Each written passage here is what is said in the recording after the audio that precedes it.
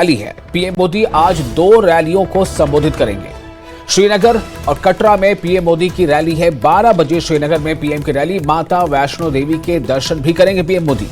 जीत के लिए लेंगे माता का आशीर्वाद। जी हां, चुनावी समर जारी है और जम्मू कश्मीर में 3 चरणों में चुनाव होने थे। पहला चरण एक दिन पहले ही मुकम्मल हो गया है। अब 2 चरणों का चुनाव बाकी है। पहले चरण में 24 सीटों के लिए वोट डाले गए। अब बाकी सीटों पर वोटिंग होनी है। दूसरा चरण 18 सितंबर को होगा और तीसरा 1 अक्टूबर को।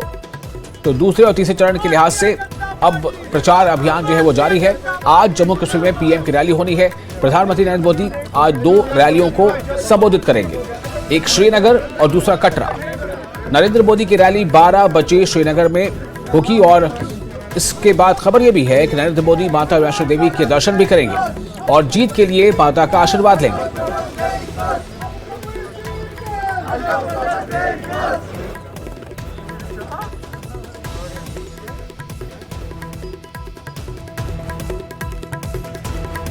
इस वक्त हम खड़े हैं श्रीनगर के शेर कश्मीर स्टेडियम में, जहां पे आज प्रधानमंत्री करीबन 12 बजे यहां पे लोगों को संबोधित करेंगे, एक पब्लिक रैली एड्रेस करेंगे। यहां पे आपको याद दिला दें कि प्रधानमंत्री का इस साल का श्रीनगर का 33वां दौरा है। वो 7 मार्च को यहां पे आए थे इस साल, जब उन्होंने लोगों के लिए, जम्मू कश्मीर के लोगों के लिए एक बहुत बड़ी सौगात दी थी यहाँ पे उनको। उसके बाद 21 जून को आए थे, जिस दिन इंटरनेशनल योगा डे था, और आज वो यहाँ पे आए हैं लोगों को एड्रेस करने के लिए। जिस तरीके से आप जानते हैं कि असेंबली इलेक्शंस चल रहे हैं और स्टार कैंपेनर के नाम पर प्रधानमंत्री जो है वो आज श्रीनगर में यहाँ लोगों को संबोधित करेंगे।